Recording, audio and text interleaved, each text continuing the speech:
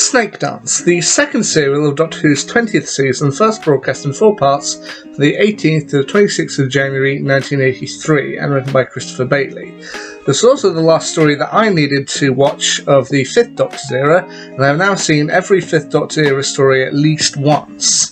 But back to the matter at hand, there's also the second story to feature the Mara. Now, the Mara were a snake-like creature who first appeared in the season 19 story Kinder, to which I have done a review of, and if I remember I'll stick a card somewhere up here. Now, to celebrate 20 years of Doctor Who in 1983, they decided for season 20 that every single story would feature a returning villain or monster. Like they had Omega in Arc of Infinity, they had the Black Guardian back for Mordred Undead, Terminus and Enlightenment, and the Master for the King's Demons. But with Kinder having worked out so well the previous year, they drafted in Christopher Bailey to write a follow-up to the story, and this is where Snakedance comes from. Now, upon landing on the planet of Manusa, the Doctor's companion Tegan Javanka, played once again by Janet Fielding, starts to have nightmares about her previous experience with the Mara in Kinder. And so she, the 5th Doctor, played by Peter Davison, and his companion Nissa, played by Sarah Sutton, as well as Tegan, venture outside onto Manusa to try and figure out what's going on and how best to help out Tegan. However, Tegan ends up being fully possessed by the Mara, and she works out a plan to, of course, take over the world, or take over the universe. Now, on the planet Manusa, the people there are preparing to have a kind of grand ceremony, a grand celebration, to celebrate 500 years since their empire defeated the Mara. The kind of leader of kind of one of the main people of the story, a woman named Tanha, played by Colette O'Neill, she's kind of anxious to kind of go through the ceremony, although her son Lon is kind of distinctly less interested. He's very much the kind of teenager. I mean, I believe the actor who played him at the time was 22, but he's very much not very interested until he ends up encountering Tegan, who ends up possessing him as well, and the two work out a way to kind of take their revenge on the Empire, or at least the Mara does through them, to take revenge on the Empire that imprisoned them. To which she also ends up recruiting a man named Ambrol, played by John Carson. And although Ambrol is following along with the Mara's plans, he believes he's going to get some great treasures out of it. Like, this all kind of focuses around a snake-like cave, or a cave with a snake's mouth, that is part of the ceremony that is due to happen with the celebrations, to which they then show Ambrol a secret cave that has a load of undiscovered treasures.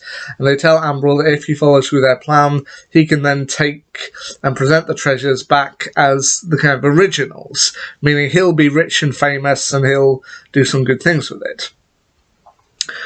To which, when the Doctor and Nissa realise that Tegan has been kind of taken over, they frankly try and ask for help, but are constantly ignored.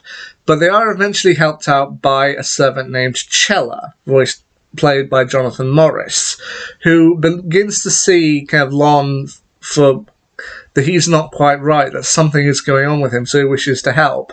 And they eventually have to essentially go to an astral plane and communicate with the last person who defeated the Mara, a man named Dogen, played by Preston Lockwood. Now, also, with this particular story, there are 2 pieces of casting that I do want to take notice of, because I do think they are rather important pieces. One is Lon, who, as I mentioned, he is shown to be kind of this person who doesn't really care very much for the ceremony, he doesn't really care about the proceedings, until he ends up being possessed. And the actor who played him was an actor named Martin Clunes. Once I had watched this story, I kind of watched him and thought, okay, he's a typical actor of the era. And then when I was looking up this story after watching it through, I saw the name Martin Clunes and was like, oh, okay. Until my mouse flickered over him and it popped up with a picture of him. I was like, oh, him! I know him! I recognise him! To which, yeah, Martin Clunes was honestly an actor who I should have picked up on closer at the time, but those who may not know, he appeared in stuff like Doc Martin, he was in Men Behaving Badly, or if you really like, he was in Nativity 3, Dude, Where's My Donkey? To which the Nativity series also featured the likes of David Tennant and Catherine Tate. So you may recognise him from there, but I honestly didn't realise it was him at first until, as I said, my mouse scrolled over his link and his picture popped up. I was like, oh, him. I recognise everyone's going to have at least one actor who they don't necessarily know them by their name, but upon seeing their face, you're like, oh yeah, I know him or I know her. And just, for me, that was Martin Clunes. And upon thinking back to the episode, I was like, oh yes, yeah, that was him. He's significantly younger. As I said, I think from the sound of it, he was only about 22 at the time, but still, it's nice to know that Martin Clunes had a part in Doctor Who. And it's just, while I do think there are some actors who are possibly either too big or too famous or too busy nowadays to appear, I've had other people say, well, you know what, sometimes they do appear just because they want to, and just knowing Martin Clunes in Doctor Who, I feel great about that.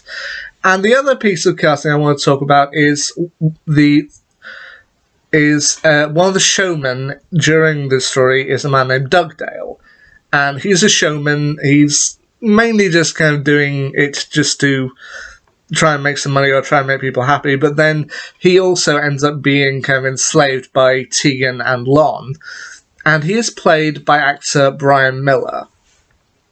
And Brian Miller, in real life, I don't know if he had married her yet, or whether he would marry her later on, or whether he already had, but he would eventually be the husband of Sarah Jane Smith actor Elizabeth Sladen. He would also later go on to appear in the Sarah Jane adventure story The Mad Woman in the Attic in 2009, where he played caretaker Harry Sowersby. And he would also appear in 2014 in Peter Capaldi's first episodes of The Doctor, Deep Breath. So it's nice to know that Doctor Who did run throughout that particular family, and I'm glad he's in here. And overall, I do prefer Snakedance to Kinder. I do think Kinder was a good story, but for me, I think Snakedance just narrowly pierces through. I also do like it because while in the previous story, Janet Fielding did get to act a little bit under the Mara's power, it was only very briefly before she passed it on to another person. In this story, she's pretty much possessed throughout the entire story, and you can just see her having fun with it. She's going full ham, but she's just having a great time just being evil. But then there is also a note of, not necessarily sourness, but just sadness to the story, as towards the end of the story, the Doctor does manage to work out, with help from Dojin, that he has to find kind of a silent spot within himself and basically just ignore the Mara. Because when the Mara eventually tries to take over, it's feeding on people's fears to kind of bring it through into our reality. However, the Doctor, by ignoring it, manages to defeat it and eventually just withers away to nothing. And you can see at the end of the story that Tegan is legitimately distressed, because she hated having all that kind of hate and fear and anger bubbling within her that allowed the Mara through. And you can just see by the end of the story she is legitimately scared and devastated. The Doctor tries to admit to her, it's alright now. The Mara has been defeated. I mean, I don't know if I want to see the Mara backing Yoo-Hoo as much as I do the Pteroleptals, as in the Visitation, but I do think that the Mara, there is potential. Not as much as some other monsters we see in Doctor Who, but if they did decide to bring him back, I wouldn't complain. Well, there we are. I've now seen every fifth Doctor story from Castrovalva through to the Caves of Androzani, and Snakedance was my last port of call.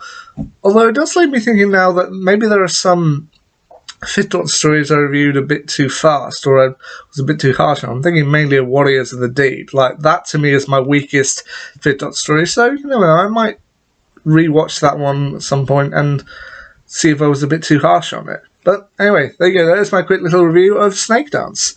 Will be my next fifth Doctor Who classic story I review. Once again, at this point, I don't know. I'll have to wait and see. Until next time, see ya.